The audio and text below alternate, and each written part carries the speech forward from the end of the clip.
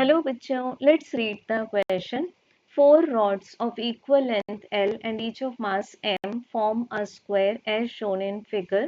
Moments of inertia about three axes 1, 2 and 3 are say I1, I2 and I3. Then match the following lists. So बच्चों given है हमें four rods, इसमें हर एक rod की length same है L और mass भी identical है M और given है हमें three axes. अब ये चारों रॉड्स मिलकर एक स्क्वायर बनाती हैं, तो हमें फाइंड करना है इस सिस्टम का moment of inertia about these three axis, जिसमें एंट्री ए में हमें बताना है moment of inertia about axis 1। तो बच्चों सबसे पहले रॉड्स की नेमिंग कर लेते हैं ए, बी, सी एंड डी। सो ये जो ए रॉड है वो एक्सिस 1 के साथ डिस्टेंस रखती है L/2। देन जो बी रॉड है वो उसमें जो एक्सिस 1 है हम देख सकते हैं वो एक ट्रांसवर्स एक्सिस है, वो सेंटर से निकल रहा है। देन जो सी रॉड है वो भी एक्सिस 1 के साथ परपेंडिकुलर डिस्टेंस मेंटेन करती है L/2 का।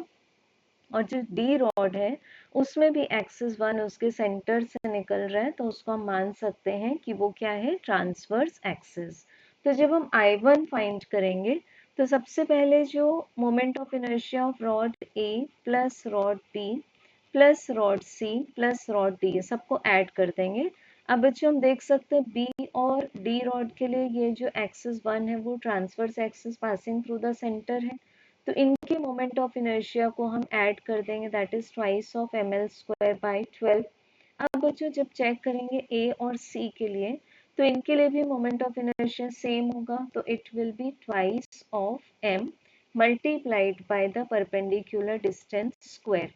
सो अब हम देख सकते हैं यहाँ से कि हमें फर्स्ट टर्म मिल जाएगी ml² डिवाइडेड बाय 6 प्लस जो सेकेंड टर्म मिलेगी this will be L² divided by 4, तो ये आ जाएगा ml² डिवाइडेड बाय 2, क्योंकि 2 एंड 4 कैंसिल हो जाएंगे। अब हमें LCM मिल जाता है 6, तो फर्स्ट टर्म आ जाएगी हमारे पास ml² और सेकेंड टर्म आ जाएगी हमारे पास 3ml²। So this is equal to 2/3 ml²। तो ये आंसर आ गया I1 का। तो ए एंट्री मैच हो जाती है Q से। देन बच्चों चेक करेंगे हम एंट्री नंबर बी को, जिसमें हमें फाइंड करना है moment of inertia about an axis which is passing through point 2। तो अगर हम रॉड ए के लिए चेक करें तो एक्सिस ऑफ रोटेशन इसकी लेंथ से कोइंसिडेंट है, तो चेक कर सकते हैं हम कि I A again plus I B plus I C plus I D. So अब moment of inertia of rod A तो जीरो हो जाएगा क्योंकि एक्सिस इसकी लेंथ से को इंसिडेंट है। देन अगर हम रॉड बी एंड डी को देखें तो इनके एक एंड से ये एक्सिस पास हो रहा है, तो बी एंड डी के मोमेंट ऑफ इनर्शिया को हम ऐड कर देंगे। अब moment of inertia of the rod if the axis of rotation passing through one and is given by ml² divided by 3, तो ये आ जाएगा 2 times of ml² divided by 3 plus.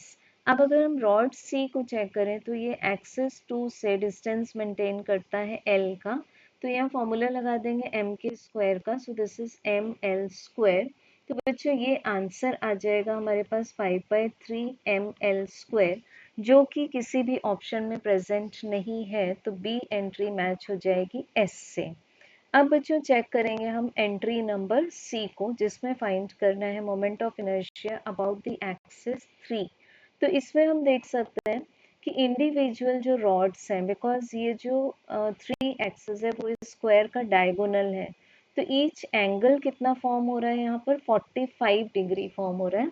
तो हम चारों रॉड्स का जो मोमेंट ऑफ इनर्शिया है वो मान लेंगे कि वो एंड से पास हो रहा है एक्सिस, इसके अबाउट निकालना है मोमेंट ऑफ इनर्शिया। तो हम ले लेंगे इसको I3 is equal to 4 rods है और एंड के थ्रू मोमेंट ऑफ इनर्शिया होता है ml²/3, बट अगर इस एक्सिस को हम एंड के थ्रू परपेंडिकुलर पास करें तो साइन स्क्वायर 45 डिग्री कंपोनेंट आ जाएगा। सो अब हमारे पास इसका आंसर आ जाएगा again 2/3 ml², because as we take the value of sine square 45 degree is half, क्योंकि साइन 45 क्या होता है 1/√2 होता है। तो फिर सी का आंसर आ जाएगा हमारे पास Q। सो बच्चों करेक्ट सीक्वेंस है QSQ, So correct option will be option B. Thank you.